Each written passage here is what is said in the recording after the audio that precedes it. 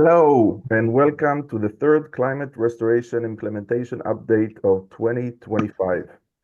While we're waiting for people to come in, please write your name in the chat and where you're from, and a few words about why you're here. Please stay muted with your camera on. If you have any questions during the presentation, please write them in the chat, and we'll pause from time to time to address them. We'll begin shortly. I see Kirk. Hi, Kirk. Paul is here. Vic. My father is here. Hi, Abba. So while we're waiting for everybody to join, let me share with you the list of countries that are represented on this Zoom. We have people from Canada, United Kingdom, Israel, New Zealand, Tanzania, Uganda, United States, minor outlying islands, and the US. We also have a very long list of organizations represented here. Lucent Bioscience, GESAMP, that's a group of independent scientific experts that provides advice to the UN system on scientific aspects of marine environmental protection. We have somebody from Harts Creek Farm, Sustainable Beekeeping and Human Development, Ojulu Island Saver Foundation, Clean Power Consulting Group, PACLIN, Better World Advisor, Global Earth Repair Foundation, a few representatives from Rotary clubs and districts, Citizen Climate Lobby, New Hartford Rotary Club, Climate Health Now, Foundation for Climate Restoration, Eco Restoration Alliance, Biodiversity for a Livable Climate. We have somebody from the Buckminster Fuller Institute, and Partners in Sustainability Integration. So good evening, good morning, good afternoon, everybody, wherever you are. We're just waiting for a few more people to join, and then we will begin.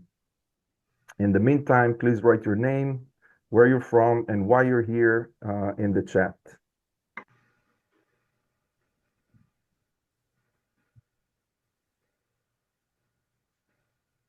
So this is a special edition of our Climate Restoration Alliance community update.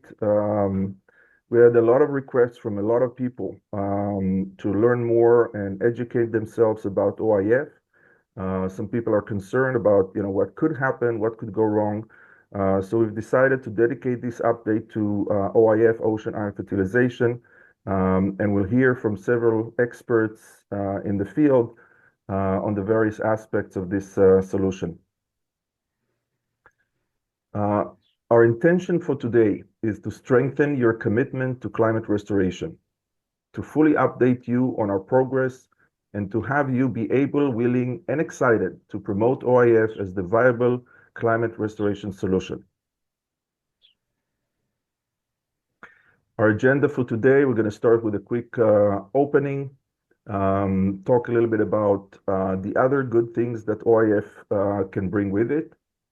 Then we're going to do a deep dive into the science and engineering of OIF.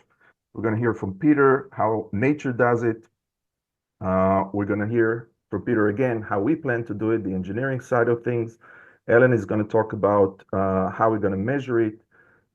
David is going to talk about how to make sure it's safe. And then Joe will update us on the progress of our own OIF measurement project. That's going to take about an hour, and then we're going to have about 30 minutes for Q&A. I see more people are coming in. Welcome, everybody. For those who just joined now, this is the agenda. So we start with our core statement. What we all want is to give our children the same safe climate we were given. Now we can. And for those of us who are new to this conversation, we can see the concentration of CO2 was safe a few hundreds of years ago, started to climb with the industrial revolution. In 1988, we crossed the safe threshold of 300 ppm. We're today at 428. We're still moving in the wrong direction. We expect things to get worse before they get better. But our intention, as you will see, is to scale up the climate restoration industry and start seeing the needle move in the opposite direction at the beginning of the next decade. So if what we all want is to give our children the same safe climate we were given, and even if we reach net zero today, humanity is still in trouble because of the legacy emission in the atmosphere. And to restore the climate, we need to remove 1 trillion tons of CO2, and we know that nature has done it before via ocean iron fertilization. Then our guiding question is how to scale up the climate restoration industry by 2030. So before we dive into the science and engineering of OIF, I wanted to give you a few other benefits that OIF brings with it. And you can read more about this. We wrote some speculative, futuristic blog posts on our website to talk about these benefits. So obviously, beyond the main benefit of CO2 removal, OIF restores the ocean and recovers biodiversity. It provides food security because of the extra fish. And think about it, the ratio between a CO2 removed to biomass created is 1 to 2. So for every 60 gigaton of CO2 removed from the atmosphere, there is another 120 gigaton of biomass in the ocean. That could make a huge difference. It could lower protein prices because people are going to eat more fish and less cows. It impacts economic development, could reduce the fishing fuel consumption, would help us get to net zero by 2030, accelerate the sustainable development goals. You can see the relevant goals on the right. So there's a lot of benefit for OIF, but this language that we're seeing right here, this is a language that we made up. I'd like to start thinking about OIF as maybe it's time for us to heal Mother Earth, to take care of her like she took care of us for so many years. So now we're going to get into the details. First, I want to present Peter Fiekowsky.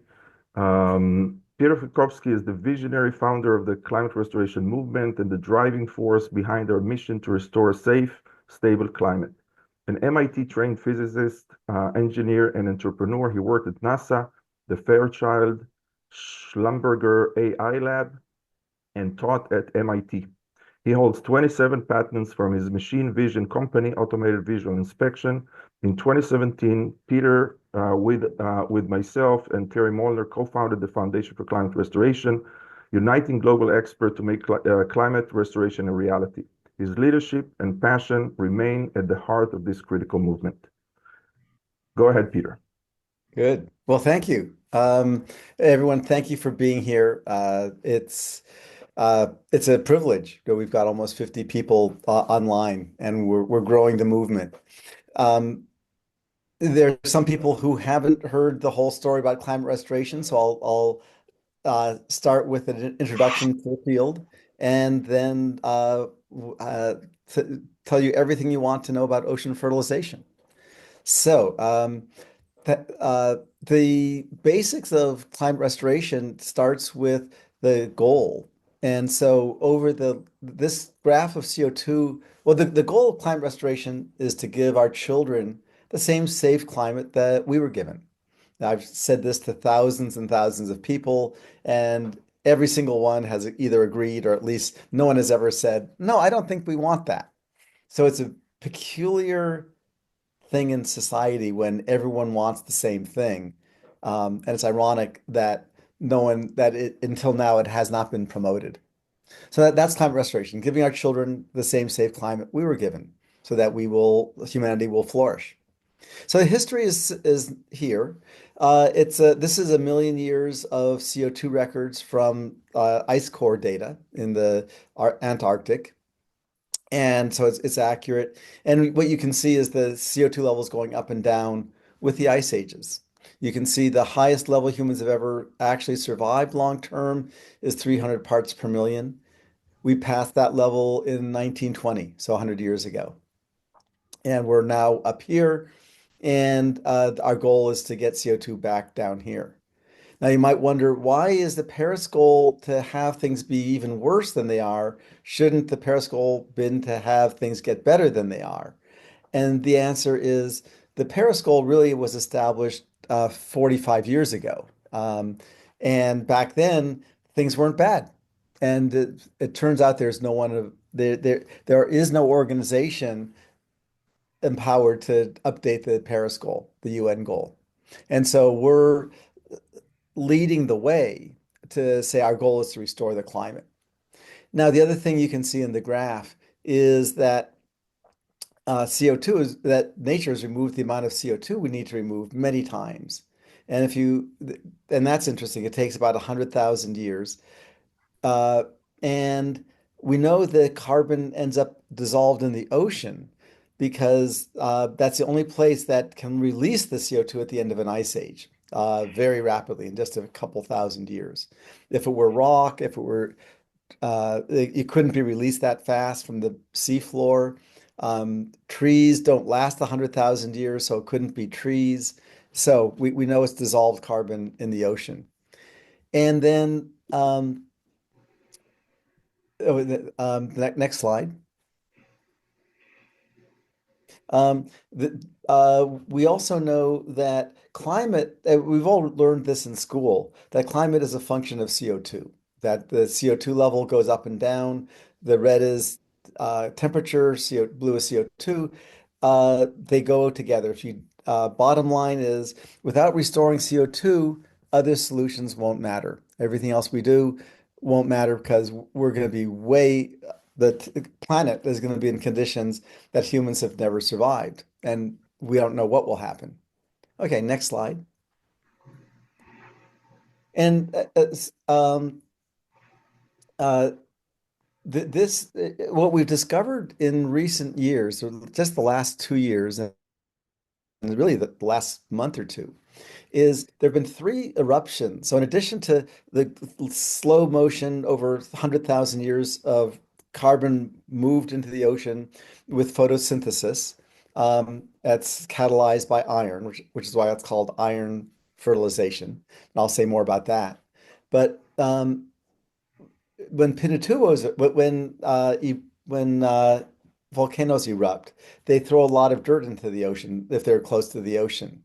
And there were three times in the last 500 years where the records show a lot of removal. So in 1580, around 1600, there was about 100,000, 100, no, yeah, 100 gigatons removed, which is 3 years worth of today's emissions.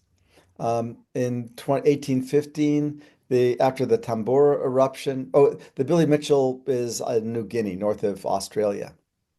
The Tambora eruption in Indonesia, 1815, was about 6 parts per million. You can see after the Industrial Revolution started, CO2 was going up, then it flattened out, and then after about 30 years or so, it's hard to say. Uh, CO2 continued going up. It's not the case that humanity stopped burning fossil fuels. It seems to be the case that the eruption provided enough nutrients to allow the photosynthesis to happen. And then Pinatubo, and I'll show you more data about that. Um, the Pinatubo pause. So Mount Pinatubo erupted in 1991, and it caused a pause in the uptake of in the increase of CO2. And because it's been in the last 50 years, we have accurate data. So let's go to the next slide. And a lot of you are familiar with the graph on the left, which is the Keeling curve. And this is CO2 measured on the island of Hawaii at the Mauna Loa Observatory. And we can see in the center of that, we zoom in on the Pinatubo eruption in 1991. And then about half a year later, the Pinatubo pause. CO2 did not go up for over a year, almost a year and a half after the eruption. And the increasing evidence is saying that the reason is that there was enough nutrients to put into the ocean to for photosynthesis to remove all 20 gigatons that we produced that year. Next slide. So how do we do it? What nature does normally is let's go to the next slide. Um, what nature does normally is add iron to the ocean via dust storms and volcanoes and occasionally whale poop. Um, Iron doesn't dissolve well in the ocean, doesn't dissolve well in anything, and it sinks. And so most of the ocean is blue because there's nothing growing. And when a dust storm, such as from the Sahara Desert blowing across the Atlantic, deposits iron-rich dust in the ocean, then you get green patches where you have photosynthesis happening. And those areas become feeding grounds for fish and for whales. And to some degree, a lot of that carbon that's pulled out in the phytoplankton, the plants, falls to towards the bottom of the ocean. And the diagram, you can see the volcanoes as well do it occasionally. Next slide. So when we implement it, we do the same thing. So we would be adding microscopic amounts of iron, if you imagine, to the ocean in just the right places. And the right places are the downwelling eddies. It turns out that those three volcanoes I showed you that erupted and removed tremendous amounts of CO2, all three of them occurred right next to downwelling eddies, which would have uh, sort of drained the carbon down to the seafloor. Now, that's not scientifically proven yet. It's only true insofar as there's no other explanation that's been proposed that actually accounts for the amount of carbon removed. And so, over the next year or two, uh, we should either have proof that this is the case or that something else is the case. Now, what's interesting, so it's very low cost to distribute the iron dust. Iron dust is essentially free. And we would distribute it from the back of boats, and that's been done over a dozen times by scientists in doing tests. But we do it over downwelling eddies. And then we have sensors, two sets of sensors. One is surface sensors on buoys, so CO2 sensors on the buoy, upwind and downwind of the where we add the iron. And so that allows us to simply look at the difference between how much CO2 is upwind, and then after it blows across the green ocean, how much CO2 is left. And that tells how much is absorbed. We've demonstrated that we can measure that quite accurately, which is remarkable. And then the data from the buoys is confirmed by satellite data from NASA. So next slide. And so this is what the buoy looks like we'll be adding a CO2 sensor to it, which I think you'll see some pictures in a minute. And then the orbiting carbon observatory satellite provides data that looks sort of like this. And the blue and red indicate different levels, parts per million of CO2 in different places. So the point is that it's very fast and almost free. And that's the critical thing because we have a lot of carbon to remove. And most of the cost of conventional methods, in fact, the conventional ocean fertilization methods, 99% of the cost is the measurement because they conventionally had to put sensors into the ocean. And that's it in a nutshell. So, Alana, any questions on that? Yes, we already have a question from the audience. Katie Ross asked, how much cloud cover would or could this phytoplankton produce, thereby increasing planetary albedo? That's a great question, and there's no good answers. The empirical answer is the group that worked in 2012 doing this found that it was hard for them to get satellite data because there was so much cloud cover produced by the phytoplankton. Um, so quite a bit is the best answer, and it'll take quite a few years before we get a good answer. Very good. So, if there are more questions, we'll take one or two questions after each presentation. Some people have submitted questions when they registered, so we have a few questions here. For example, Suzanne from Citizen Climate Lobby asked, how might OIF stimulate phytoplankton blooms affect near surface level ocean oxygenation? Mm. Well, that's a great question. Near surface level, the it increases the oxygenation, just like trees produce oxygen. Plants in the ocean produce oxygen. They take in CO2 and they exhale, well, whatever you call it in the ocean. They exude oxygen. Um, there's concern that as the ocean gets healthier on the surface, more detritus will fall towards the depths. And indeed, when you have a healthy surface ocean, you have less oxygen in the depths as the biomass starts to degrade. In fact, the oxygen level in the depths is very low, and uh, the biomass dissolves, but for the most part doesn't oxidize, doesn't rot. And so people worry about the deoxygenation. In fact, that's what happens when you have a healthy ocean. So uh, it's in effect, it's a good thing that you have a lot growing. Very good. So we'll have one more. There's so many questions, so we'll have more time at the end to go deeper. But Peter, just one more question. Howard Homler asked, how much CO2 is removed per gram of iron? And Friend Taro from JASHOA asked, how would one know how much iron is small enough but impactful? So, how much Hmm. iron do we need, and how much CO2 will we remove per gram of iron? Right. So I'll answer the first one first. So there are two ways to estimate how much CO2 is removed per gram of iron.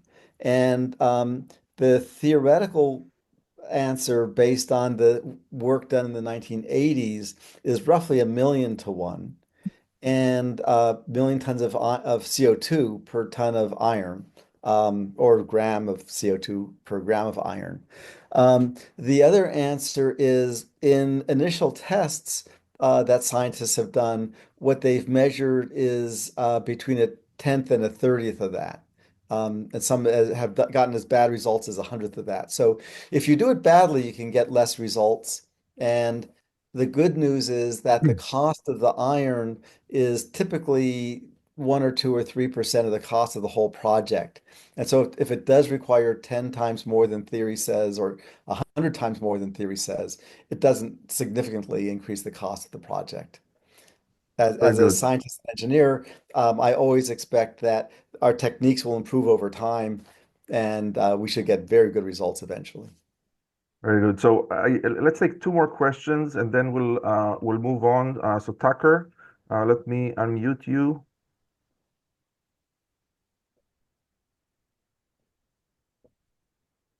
In the meantime, while we wait for, okay, Yeah. so can you say something? Oh, I'm here. Yes, indeed. Okay, Thanks very for. good. What is your question? Oh, I accidentally raised my hand. Forgive me. While you're getting the next question, the other question of how much iron in general is going to be needed, it's per square meter, it's about a milligram or two or 10, I forgot, but it's equivalent to about 10 milligrams per square meter. So that's equivalent to if you think of a grain of salt per square meters per square yard per year, that's about how much is needed. Very small amounts. Okay, one more question because it's a good one. Where do you mine for iron? Well, of course, there's a lot of iron mining happening right now. And the source of iron that we would use the amount of iron we would use was about a 10,000th of global production. And so basically it would likely would be just dust from iron smelters and steel mills. Okay, this is really the last one. This is Cynthia. Cynthia asked, will the fish population be affected? And I think it's very important to understand what happens to the fish. Yes. And the answer, of course, is yes. When you feed fish, they grow. If you've ever had an aquarium and you don't feed the fish, you'll notice that they die. And if you do feed them just enough, they flourish. And the ocean fertilization has been shown to cause fish populations to boom. Um, and optimizing that is something that needs to be done, but it's been demonstrated. In 2012, it was about a factor of 5 increase in the catch of the pink salmon the following year. Very good. Thank you very much, Peter, for that. We'll have more time for questions at the end.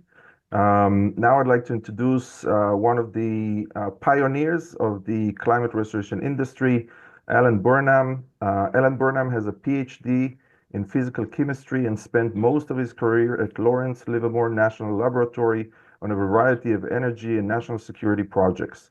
He was also an adjunct professor at Stanford University for 5 years. He has 300 papers and 11 patents. He currently leads the technology team for the Climate Restoration Alliance, doing a great job on the buoy project, as some of you already know.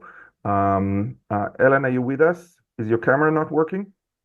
Yes, I am. Yeah, I'm traveling, and for some reason my camera's not working. So I will just you'll just have to remember my picture there on the slide. Next slide, please. So, as Peter alluded, a large fraction of the OIF cost estimates that have done previously are based on the kinds of measurements that oceanographers typically use, and they use very expensive equipment.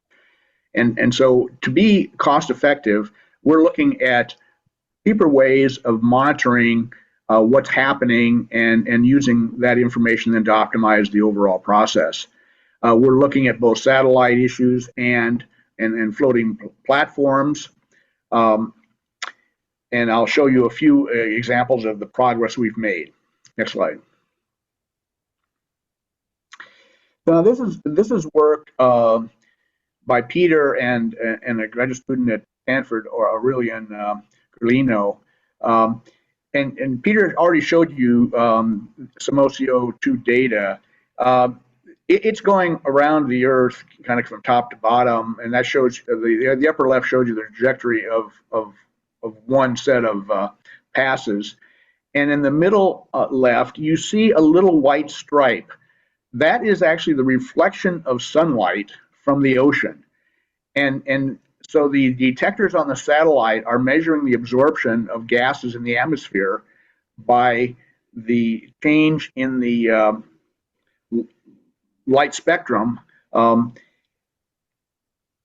as it goes down through the ocean and back up.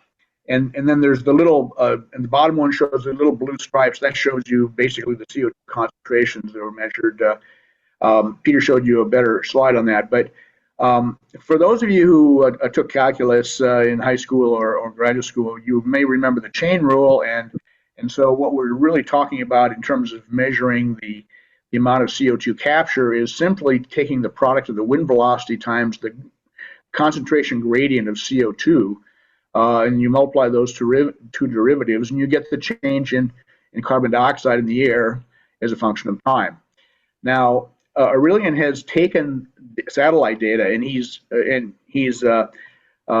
calculated that product, and you can see the on the right-hand side the rate of change of CO2 in ppm per hour, with the blue being capture and the yellow being emission. Next slide, please.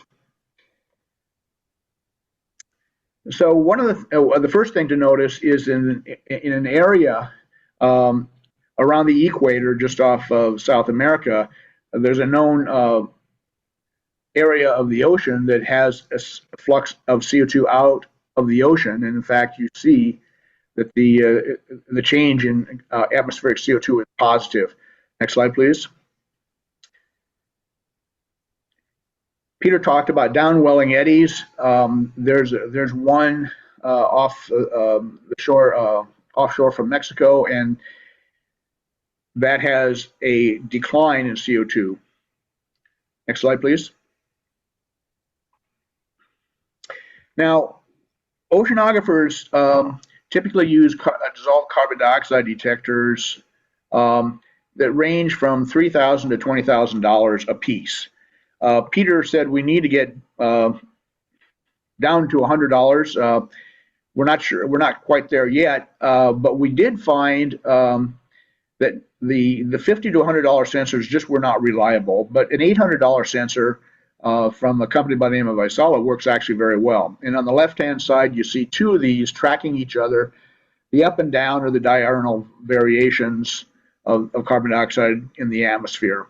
And if you take the difference of those two, we got a standard deviation of the difference of the two detectors of about 1.3 parts per million. We're expecting to see easily 20 parts per million change over the seeded area. So that gives us the ability to measure the accuracy of the CO2 capture to something on the order of 10%. Next slide, please. That's it. Ellen, are you done? Yeah. Yes, I'm done. Very good. Thank you very much, Ellen. Ellen thought that he could retire. Apparently, he can't. As a matter of fact, nobody can retire until we fix this issue. So thank you very much, Ellen, and everybody else that is making this happen. Before we transition to David to talk about the safety and the responsibility of the OIF implementation, I want to share with you that we had a little technical issue with accepting donations on the website. It was supposed to be fixed yesterday, and we're looking for the first brave soul to test it. So there's the link in the chat. Please, let's see who's going to be the first one to do that. Try to make a donation. The amount doesn't matter, just to make sure that it works. If it doesn't work, we have an alternative. So just let us know. Judy, if you can post that link again in the chat. Yep, I just put it in there. So there's Perfect. only one message below it. Yeah. Perfect. Thank you. So David Snyder is a California registered civil engineer, certified information systems security professional, and IEEE senior member. As an environmental engineer, he conducted environmental impact studies for power plants, transmission lines, and pipelines, and investigated the remediation of soil and groundwater contamination at industrial sites. He is now working on climate restoration. David is also a member of the IEEE standard P7100 Environmental Impact of Artificial Intelligence Working Group. He has been the organizer, moderator, or speaker at over 20 conferences and seminars. And David's going to invite you to another speaking engagement in a couple of weeks. David, please take it away. Thank you very much. Just to review, what we're thinking about all the time as part of this project is enhancing and protecting the ecosystem. As has been explained, phytoplankton are the foundation of the food chain, and there's actually a reduction in the natural level of phytoplankton from what's been going on. In fact, overgrowth seems unlikely as a problem. You may think sometimes about harmful algal blooms in nearshore zones, and that comes from a lot of nutrients washing off of the land and being dumped into the ocean. But when these projects that we're talking about doing are done out in the open ocean, overgrowth seems unlikely. It's already been mentioned, very small amount of iron per square meter. In fact, the work that we propose to do, certainly in the pilot project, is very small compared to the size of the ocean. And therefore, it'll be large enough for us to be able to take some measurements and refine our understanding of what works best, but very likely minimal impact to the ocean. We do need to remember that after the Pinatubo eruption and with the phytoplankton blooms that are happening in other areas of the ocean as a result of other volcanic activity, we're not hearing of any problems with the ecology.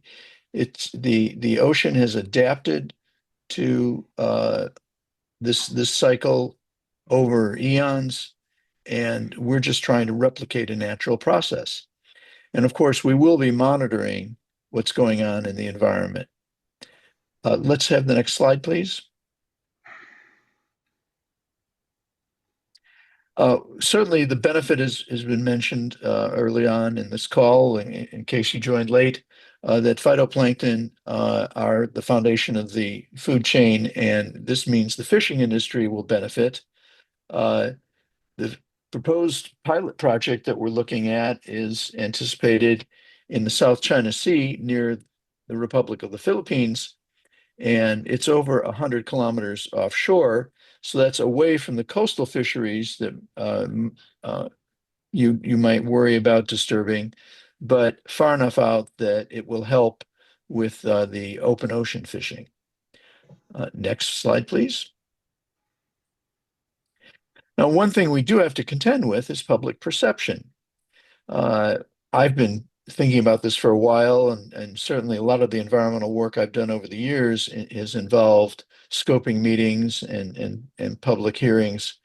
And it is often hard for people to connect something that's invisible with things like global warming and ocean acidification. Hard to imagine. You need to trust the science. But there have always been people who mistrust science and technology and will criticize things that they may not understand, even if these things have the potential to be helpful to them. So there is a public relations and public perception aspect to what we're doing. Educational programs are going to be important, and certainly we're going to be working with regulatory agencies for permits to do this work. For example, there's the Philippines Department of Environment and Natural Resources that likely will require an environmental compliance certificate, which is very similar to the environmental impact process here in the United States. So I hope that helps people understand a little more about this aspect of what we're doing. And if you go to the next slide, please. I will be giving another talk on June 10th coming up here in the Silicon Valley area, Milpitas, California, if you know it and can come in person. But it will also be in Zoom online. And there is a QR code on this page and the URL to be able to go and pre-register. In order to get the Zoom link, you will need to be pre-registered. And we do appreciate knowing if you're coming in person, because that allows us to gauge how much pizza to buy. So I will look forward to seeing as many of you as possible, either in person or online on June 10th. And I think that's all I have for the moment. Very good. Thank you very much, David. We're going to leave the slide on the screen for a few minutes if people want to copy the link or use the QR code. And maybe, David, afterwards, you can also post that in the chat. Of course. I want to acknowledge Kevin, Tina, Ann, Ray, David, and Howard for making a donation. Thank you so much. We now know for sure that the website is fixed, and we're very excited about it. We were concerned. So before we move forward, let's get some question for David and for Alan also. So I'll start with a question here, and then if you want to paste your questions in the chat. So the first question is to Alan. Okay, that's actually a question to Joe for later.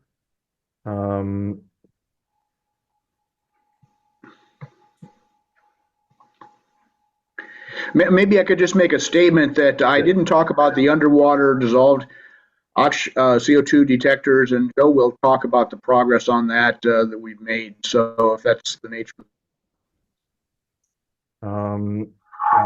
What data will you use from existing satellites? Maybe a question to Peter.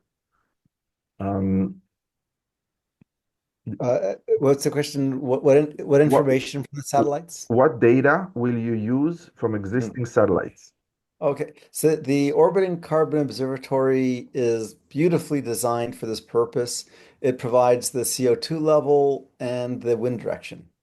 And as Alan mentioned, we take the change in CO2 in the direction of the wind. And so the analysis is quite easy. And we're expecting to get the same data from the EDF satellite, although it'll take a while before they're ready. Very good. Another question that might be to Ellen or David. OIF should also consider the impact of phytoplankton production on production of krill, fish, whale, etc. All these recycle the iron and thus enable further growth of phytoplankton. Are these proposed to be monitored as part of the MRV? We're developing a plan for the ecological monitoring. We're working to engage with marine biologists and oceanographers, and especially the environmental science community in the Philippines to see what baseline information exists and what the concerns have been in the project area. So don't have specifics on that right now, but it's certainly a focus of our effort. Let me add that we are an open organization. If there are people who would like to participate in our experiments and field their instrumentation for data that is more specific to their specific research topics, we are happy to engage with them. Very good. Yeah. Thank you. And I see a question here about what's the plan for the Philippines project and timeline, permits, and involvement. And I think you can tell we're somewhat early in that, and we don't have a lot to report right now, but this is work that we are focused on developing. Well, may I add something to that? Please. So there actually is a lot going on. There's not a lot of completions, but we're doing serious work on the permits now. So we understand the process and we're getting enthusiasm from the powers that be, which is wonderful. We've done testing, as you've heard, on the CO2 sensors and discovered problems and solutions and alternative sources, which is wonderful. And we've found a source of information about the downwelling eddies. And so we have a better way to model how the whole system will work. And we're hoping to do testing off the coast of California in not a whole lot of months from now. So things are moving forward, although we've only had one ocean test so far, but that's pretty good. Very good. Thank you. I want to acknowledge Caroline for making a donation. Thank you very much, Caroline. It just warms our hearts to get this support. We shall continue. So now we're going to hear from Joe about the progress of our own projects and tests. Joe Brabeck? Joe Brabeck is an electrical engineering graduate from UC Davis and has been hands-on designing, building, and programming multidisciplinary embedded systems for over 5 decades. That's 50 years in numerous industries. He retired this last year. Another person that thinks they're going to retire. He retired this last year from Topcon Corporation after 37 as their chief engineer and CTO, where he was granted 39 patents and created many of the world's first technologies for the construction, agriculture, survey, and GNSS markets. As part of the CRA technology team, he directs an army of one in the engineering department. Please, Joe. Thank you, Elon. I was wondering if you're going to leave that last statement in, but yeah, we're pretty proud of all the things we've been doing. Alan and I have been putting a lot of work into the science and the engineering. What you see on the screen is one of the efforts. I coerced a friend of mine and I to go out on this boat and go out into what was supposed to be low seas. We ended up having like 10-foot waves. We learned a lot of things, some of which we wish we hadn't learned, but it's all valuable experience. What you see is the SOFAR buoy and an auxiliary buoy that has our above and below water sensors. The seas turned out to be about 10-foot seas.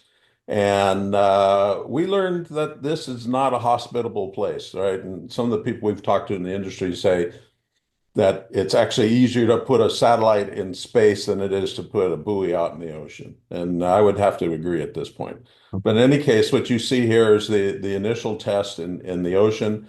That we understand the challenges. We'll repeat the test and hopefully it will be in the bay and not so violent environmental conditions. Next slide. Um, we've been running a lot of tests both on the buoy and off the buoy. The data that I've been gathering and given to Alan, he can't tell where it comes either through the buoy or through the internet. And what we've been doing is stimulating the sensors in various conditions, either in the air or in simulated seawater. We've added an inexpensive pH sensor. We're going to be adding some other sensors, but really what we've been doing is trying to characterize the accuracy of the CO2 sensors, and more importantly, the tracking between the CO2 sensor above and below, because really what we're after is we're looking for a delta. If we start actually creating positive change where we're pulling CO2 out and raising the pH back to the normal level of the ocean, then that's going to be a positive development. And along with that, we're looking at temperatures, we're looking at dissolved oxygen, total alkalinity. All of this is to support the validation and measurement of the CO2 measurements in the ocean and ultimately the validation of the OAF that is actually having a positive effect. This is all focused on the carbonate chemistry in the water. We will be discussing other sensors that will add to do things like chlorophyll, et cetera, to make certain that the auxiliary effects are not negative. Anyway, we're also looking at other buoy vendors. We've been using the SOFAR buoy right now. There's a lot of positives and some limitations, but we're running the whole thing. Basically, power consumption is 1 watt, 1.3 watts while it's running.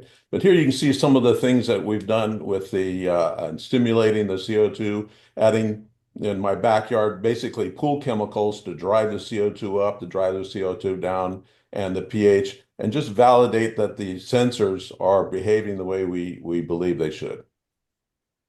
Next slide.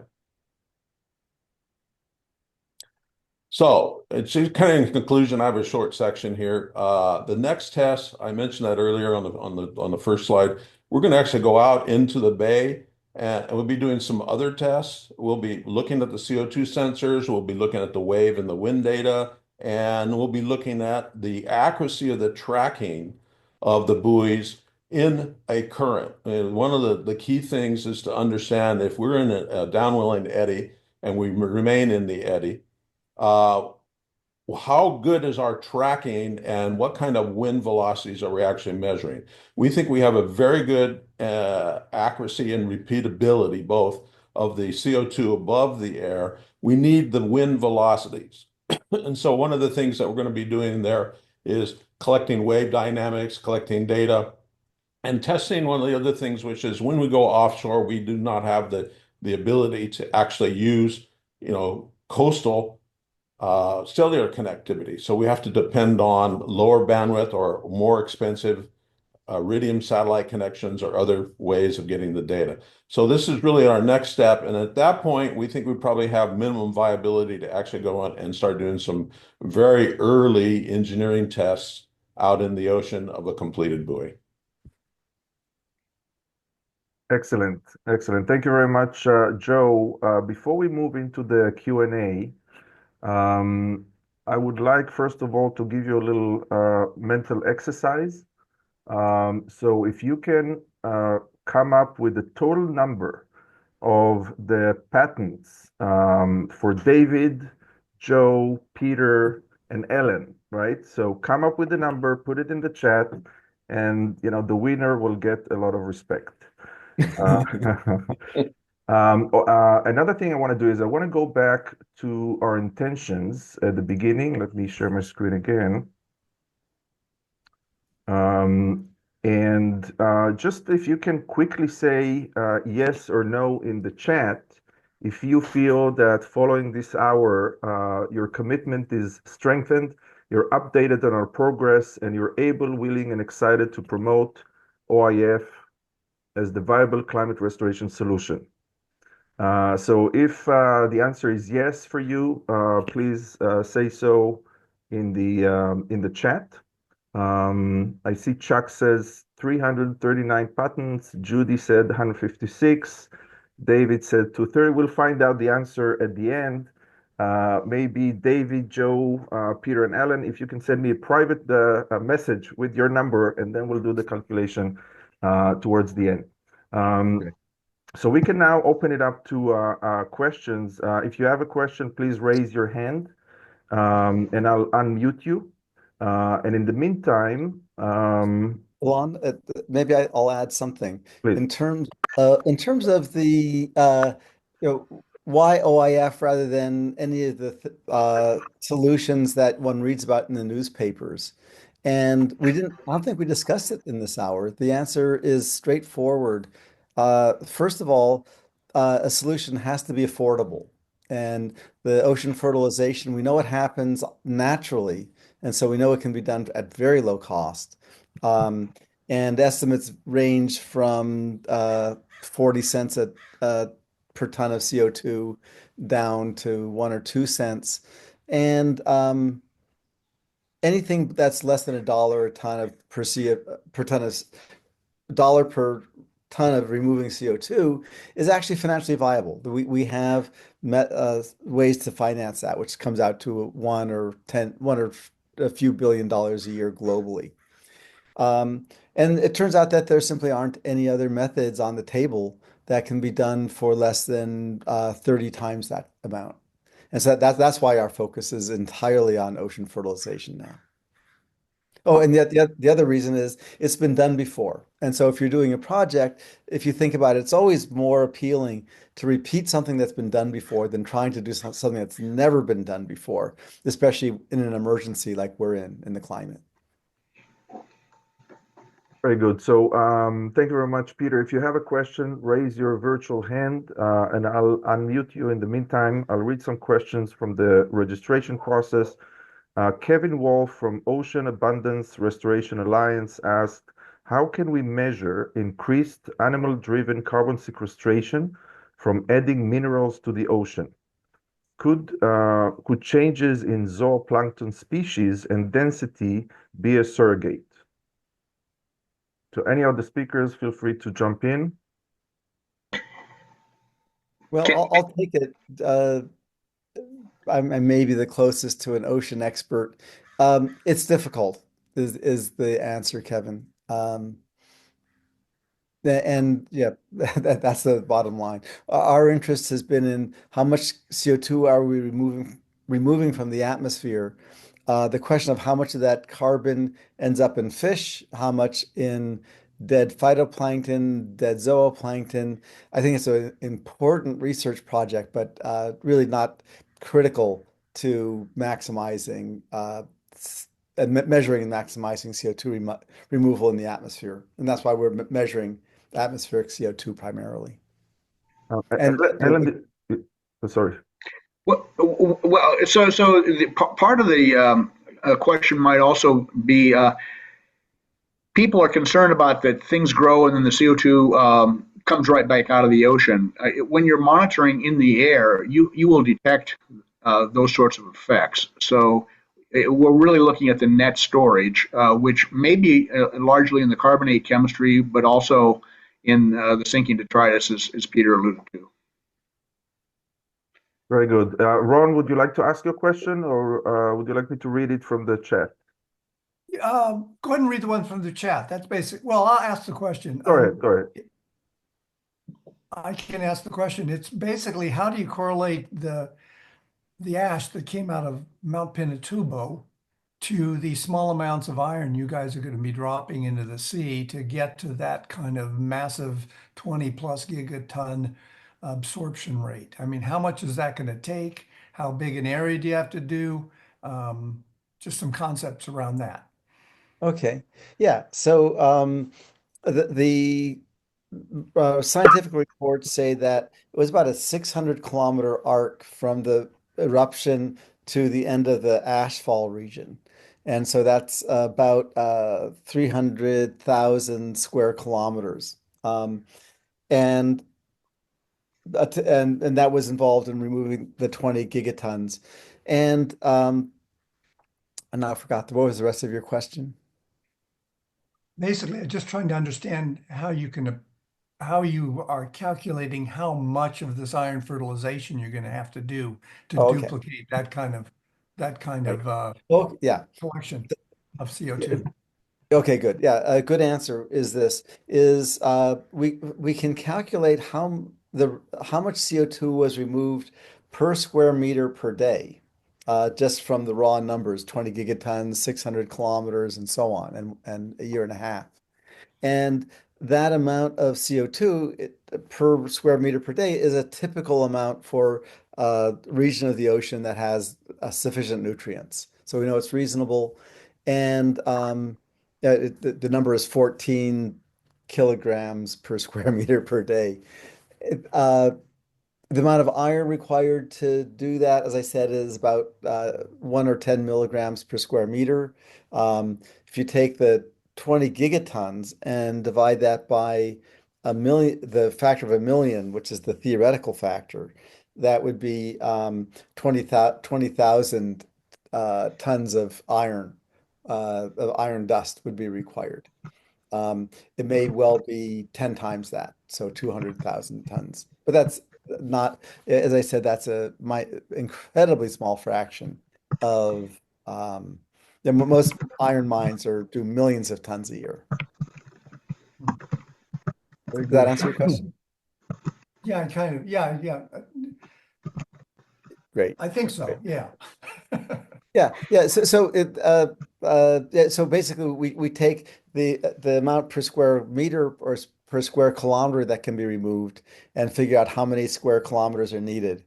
And the way we calculate it is if we do a moderate size over moderate sized eddies around 300 kilometers diameter, which is actually a large eddy, not a huge eddy, it would be about 30 of those.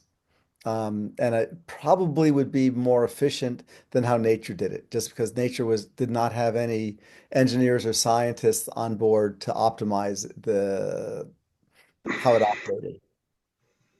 But who knows? We won't know if we get more efficient than nature until we try. The thing to remember is, plants and animals evolve to become very efficient. So photosynthesis is a very efficient process because it evolves. The eruption of volcanoes is not a biological process. There's no DNA, there's no evolution. And so there's good reason to think that the randomness of throwing that dirt in the air can be optimized considerably. Very good. Thank you very much, Terry. Chip, before we move over to you, I want to acknowledge Mark Hoppen and Lorraine for making a donation. Thank you very much for that. Chip, go ahead. Yeah, I was just curious how, if at all of the cuts to federal data collection efforts across the government have the potential to impact our ability to collect the data we need for this project, to support it going forward? Well, I'll take that. The good news, Chip, is there's been zero funding for the work that we do. And so if the government were to cut zero, it would still be zero. So we don't foresee any significant impact at this point. Our funding is coming from the donations that are coming here and some larger donors that are beginning to come in. Yeah, I was just more concerned about the data collection aspect as opposed to the funding itself. Well, Yeah, will we lose access to satellite data? Good way to phrase it. right. Yeah. Well, we might. Now, the good news is the best satellite data, I just discovered this yesterday. The EDF satellite, the methane sat, is going to have 10 or 100 times better data than we're getting from the much older NASA satellite, the Orbiting Carbon Observatory. And of course, the methane sat from EDF is not funded by the government. It was primarily funded by Jeff Bezos. Thank you, Jeff Bezos. Very good. Thank you very much, Chip and Peter. Kirk, I believe you can unmute yourself now. I opened that option. Okay, so can you hear me? Yes, very well. Oh, great. Thank you, everybody, for being here. It's very exciting to be part of this conversation and what we're working on. I'm interested, and I guess this maybe for Peter, in negative evidence. It's always worth looking for negative evidence. Like, are there places in the world where dust regularly blows over the ocean and there's no blossoming of life? Or the other way, where there are blossomings of life in the ocean that are not related to iron. So I'm just curious about that. It's a good question. The easy answer is yes, of course, to both. And I can't think of any good examples. If you've ever had an aquarium or your children have had an aquarium, you know that sometimes it works and sometimes it doesn't. The amount of iron required is so phenomenally low that the reason the whole science of this is only a few decades old is that they couldn't measure such low amounts of iron until the late 80s. And that means that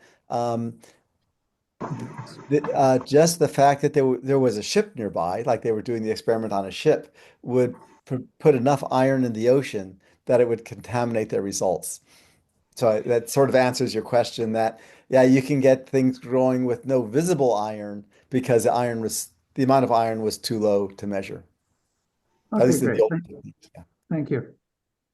Very good. I have two questions, similar questions here. One from Stephen Schaefer from OAR Alliance, and another one from Kevin Chainley. They're asking, where should the first 3 to 5 restoration demonstration take place, and what is the timeline for implementation of demonstration projects? So we obviously don't know the exact timeline yet, but can we share some estimates? Yeah, well, Ilan, you and I put together a timeline about 8 months ago, and we've slipped, as things all tend to when you're doing something that's never been done before. And the location for the first one, we were intent on doing it off of Mount Pinatubo because that was the only place we'd ever observed this phenomenon. Now, in the last couple weeks, Alan and I have been working on a paper and discovered that, as I showed in my slide earlier, that two other volcanoes had the same phenomenon. And so we're less intent that it has to be next to Pinatubo because we now know that it can happen in other places as well. We're thinking to do initial tests off of California, and just because we're here, and it'll reduce transportation and time costs. And in a sense, it's the most difficult because the EPA has had the most time to produce regulations. On the other hand, the way we're designing it, I'm very confident we'll get the permit because we're going to basically ask for no more the permission to do no more iron addition than is I say it. Whatever they'll allow is what we'll do. And so by getting the first permit, that'll sort of break open the fields. The people are afraid that it'll be too hard to get permits. And uh, once you get the first one, then you can build on that. Traditionally, in the scientific field, the experiments have been tens of millions of dollars, and they couldn't afford to fail at that point. So they had to design the whole thing to succeed from beginning to end. Since we're doing engineering, we can do $100,000 or $1 million project with a de minimis, almost insignificant amount of iron. And that will open up the permitting in a way that the scientists can't do it. They can do it, but the structure of science is that it's almost impossible for a scientific experiment to do it, because we can do an engineering experiment first before the scientific data is ready to be collected. So yeah, wherever we can do it best. And a lot of us are here in Northern California near San Francisco. Thank you. Thank you very much, Peter. There's a good question for Howard about toxins. But before we get to that question, there's an even better question here from Caroline. She's asking, other than monetary support, what is needed to carry out the project? And so this is an opportunity for the different teams to say what you need. Well, we definitely need some marine biology and oceanography expertise. We have contacts that we've been making, and we're looking for some volunteer advisors for the project. And if you have contacts that you'd like to share, we can add them to the list of people we're looking into. Very good. Joe, Alan, what do you guys need? All along we've been saying we really want to add another dimension with an oceanographer and a marine biologist. By the way, Joe, what do you think about Ray's idea to invite donors to get on the boat for the test? I saw that. The first trip, no, because then they'd want their money back. But when we go on more of a pleasure cruise, actually in the bay, I think the ship that we've been using is 50-foot twin-masted sailboat. It's plenty big. It actually is chartered for corporate events and what have you. And if we stay within the bay, I think it would be an interesting day-long cruise. It puts maybe a little more burden on us. We'd be able to show actual data while we're on the cruise, because other than that, we'd just be watching something floating behind the boat. And then what, right? But if we actually have some data while we're doing it, that would be interesting. So I think it's a good idea. We can talk about it. Very good. So sorry, anybody else wanted to say something? I just wonder if Joe's staying his job isn't all that exciting. Joe is staying. Another good question from Carolyn, and I know, Howard, we need to get back to you. Carolyn asked, who do you need the permit approval from? I assume she's talking about the California project. Peter, would you speak to that, or David? Well, there's two projects that have been mentioned. In the Philippines, it's the Philippine Department of Environment and Natural Resources. And if we do something in the coastal waters of the United States, there's the EPA and potentially the California Coastal Commission. We're looking into these. Very good. Katie, we will be with you in a minute. I want to go back to Howard's question, which was, some plankton produces toxins that are harmful to fish. How do we know we'll be promoting the growth of non-toxic algae? So I'll address that.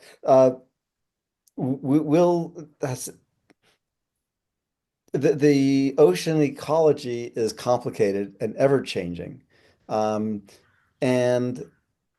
up until now, there's been no record of a detrimental ocean fertilization event. Now, you never know in the future, but it's natural for, as you said, for some phytoplankton to produce toxins. When the nutrient level gets low, they're producing toxins is probably a way for them to keep more of the nutrients to themselves. So it's well expected that as we increase the iron, that means that the phytoplankton will not be nutrient starved and will not be producing the toxins.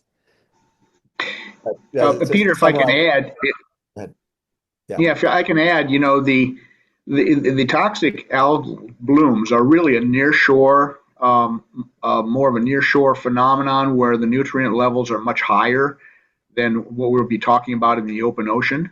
So it's really kind of a different regime. That's at least the way it's been explained to me by people who are expert in that area.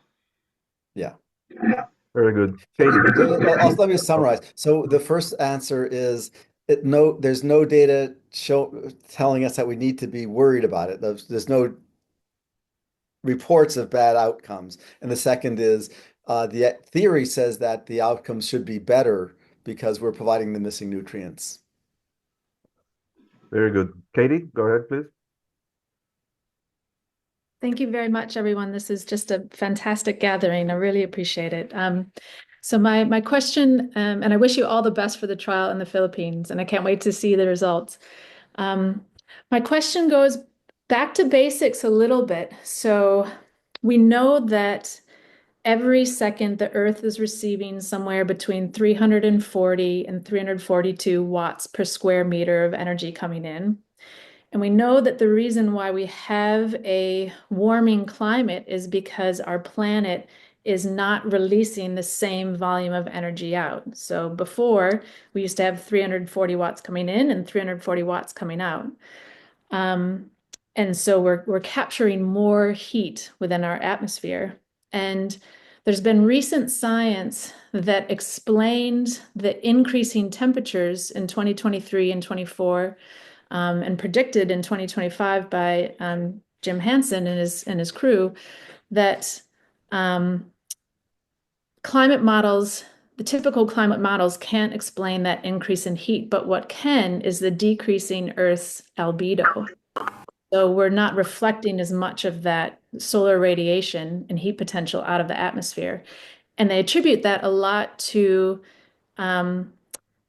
decreasing in ocean vessels. And so the release of those chemicals into the atmosphere of the ocean would actually condense short-term or, concentrate water into short-term clouds. But we know that phytoplankton is an incredible cloud producer. And so with the decrease in phytoplankton over the last 200 years, we know that cloud cover has been decreasing. And so then that's part of what's keeping more energy in the Earth's atmosphere. So all of that preface to say, I'd be super curious to know your estimates on the relative cooling potential of both decreasing carbon dioxide out of the atmosphere through phytoplankton, as well as phytoplankton creating clouds that are reflecting that solar energy back out to the atmosphere. Like, are they on Can you put the citation for the Hansen work into the chat so that we can look that up? Because Sure. I don't think we have that at our fingertips. Okay. All right. Yeah. Well, I use that reference all the time. So, Katie, give your question briefly again. I Yes. heard the whole thing, but I lost the very end. Sorry, I know it's a bit of a rambling precursor. The main question is, what's the relative cooling potential of decreasing the carbon out of the atmosphere compared to increasing cloud cover of the phytoplankton? Because one is preventing heat from entering the atmosphere and the other is decreasing greenhouse gases. So are they similar? Is one more than the other? Yeah, a very easy answer, and it's right in that that Hansen article you mentioned. Okay. Alon, if you give me screen sharing, let me just pull up the standard graph for that. Hold on. Yeah, you can share the screen. Okay. Let's go back to Zoom. Thank you, by the way. I really appreciate it. While we're waiting for Peter to set up, I want to ask you to go to our social media profiles on LinkedIn and Facebook We just created them, so we want more followers, more likes, more shares. You probably have the link in the chat. If not, you're going to have it in a few seconds. Yeah, great, great. So Katie, here's the link. I'll paste it that you're referring to, the Hansen article. And I always show it because I went over it too fast. Reducing the CO2 will reduce the temperature. End of story.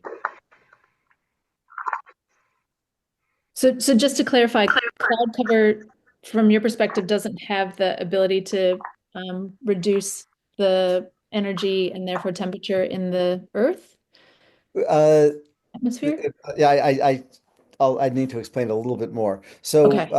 those of us who read the news, and you're clearly one of them, knows that there's cloud cover, there's methane, there's ice cover, there's crop cover, there's detritus in the ocean. All these factors go in. Mm-hmm. But the point is, it all is secondary, tertiary, quaternary. All that really matters is CO2. And so, for example, the clouds are a function of the temperature. And so you can't change the clouds, but if you reduce CO2, you reduce the temperature, and that restores the old clouds.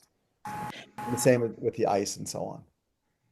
Please, if you're not speaking, please mute yourself. We have some noises in the background.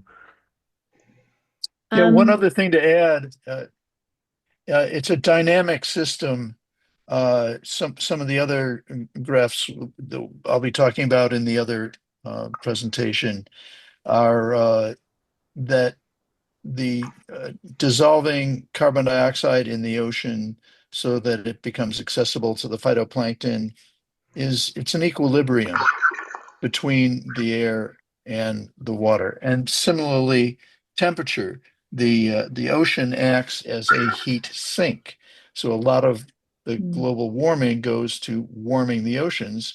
And of course, we've read about how warming of the ocean causes coral reefs to get bleached because they're not used to warmer temperatures.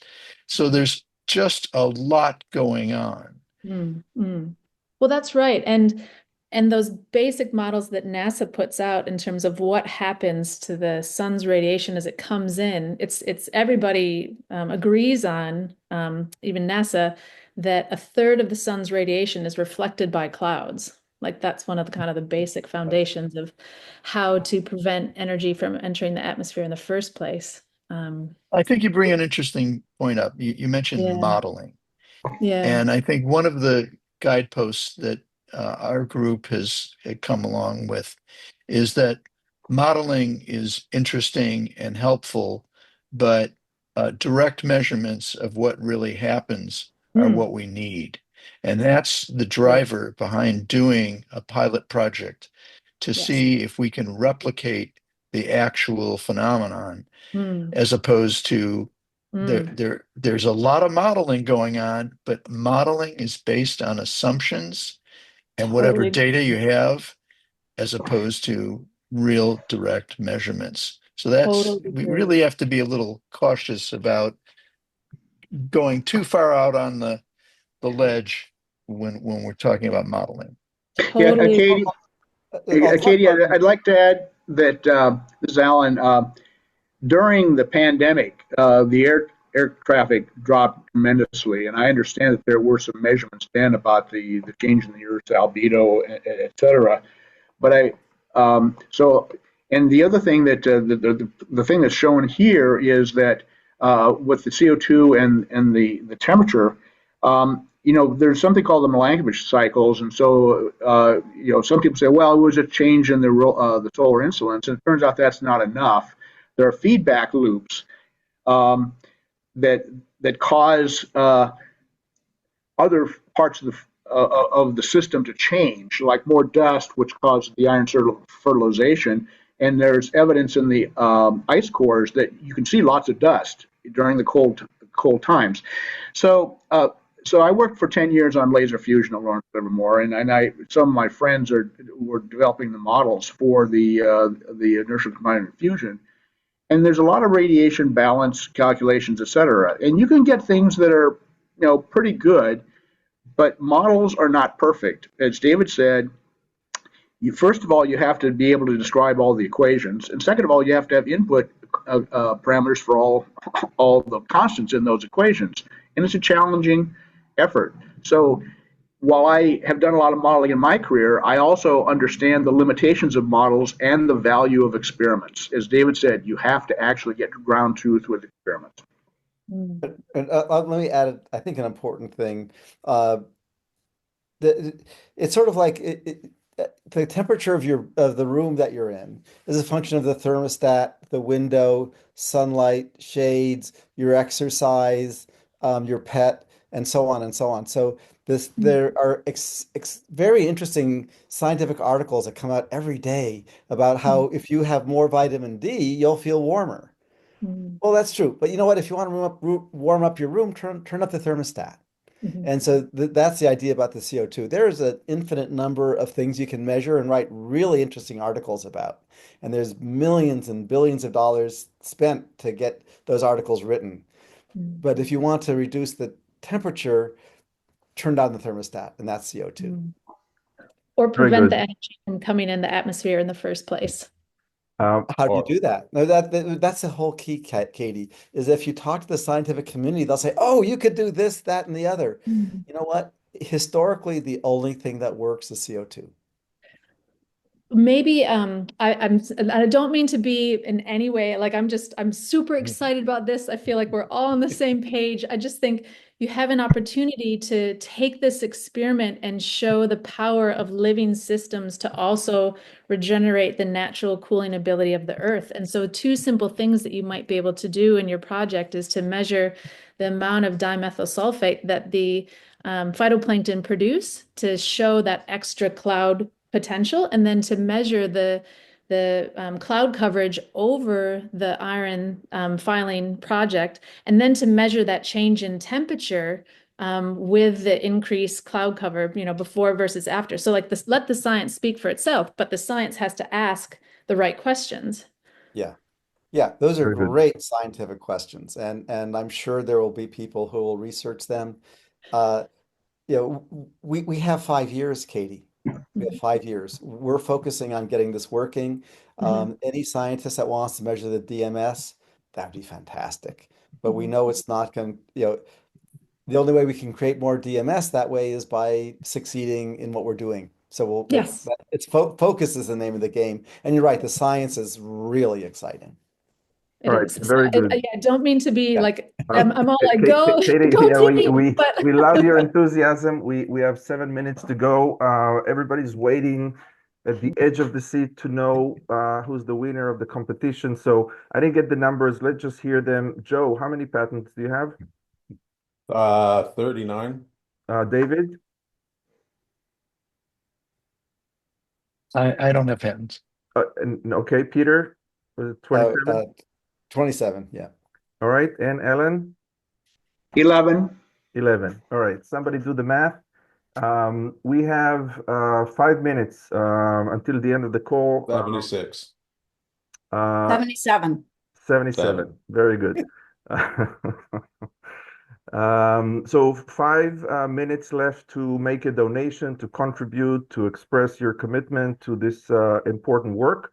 You have the links in the chat. There's another question here. I understand there are also people pursuing increasing the alkalinity of the ocean to offset the acidity that is caused by carbon dioxide absorption. How does iron fertilization compete with the alkalinity approach? Well, one thing about the alkalinity approach is it's an expensive industrial process. And so what we're looking to do is to replicate a natural process, which is going to be in probably orders of magnitude less expensive. So we really are not looking at that. There are other people looking at it, and maybe for localized projects, but we're not looking at that. And I'll add, in the basic physics, the alkalinity requires 1 to 2 tons of rock per ton of CO2 removed. and ocean fertilization requires somewhere between 10,000 or produces 10,000 to 1,000,000 times more CO2 removal per ton of rock. And so it's 10,000 to 1,000,000 times more efficient. To get the rock needed to do alkalinity enhancement at scale would require scooping about 30 feet of rock out of an area the size of Rhode Island, the whole state of Rhode Island, every year. And the ecological disaster that would be, despite being impossibly expensive, it'd also be an ecological disaster at scale. On the other hand, there are locations like here in California where a little bit of alkalinity temporarily, while the CO2 level, while the acidity is high, increasing the alkalinity can allow some shellfish to flourish. So there are benefits, but it's way too expensive for restoring the climate. Very good. Thank you very much, Peter. Chuck, our climate restoration ambassador to Rotary, complete powerhouse. Thank you so much, Chuck, for everything that you do. What do you have for us?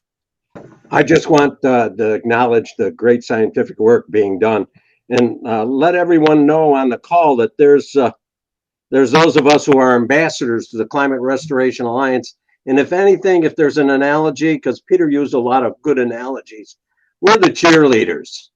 So if you want to be a cheerleader, express that passion that Katie showed for us, and be part of the team that spreads the word and does that work, please put your name in the chat. We'd be happy to connect with you. Yay, cheerleaders. Excellent. Thank you very much, Chuck. And maybe, Judy, you can put the link to the I just put the ambassador. link to the ambassador page in the chat. And just before Chuck spoke, I had just put that in there. Anyone could be an ambassador for this work, so join us. Great. And Alon, let me add one aspect, big picture, which I'm hearing in the conversation. We're making phenomenal progress. CO2 levels are not going down yet. We know that. But the progress we're making with getting permitting, getting the CO2 sensors, and especially the science. Again, huge thanks to Alan Burnham for working with me. Discovering that there's two others eruptions that did even more than Pinatubo saves us perhaps a year of work that we thought we needed to do. So huge progress just in the last week or two or three. Absolutely, and it's a real joy and pleasure to work with this growing team, this expanding family, this growing movement. And so we thank you very much for your commitment, for your participation, for your contribution, for your support, for your work. Thank you very much. We'll see you at the next community update. Take care. Thank you, Alon. Thank you so much. Bye, everyone. This has been very There's hope. informative. Thank you. Great job. Bye-bye.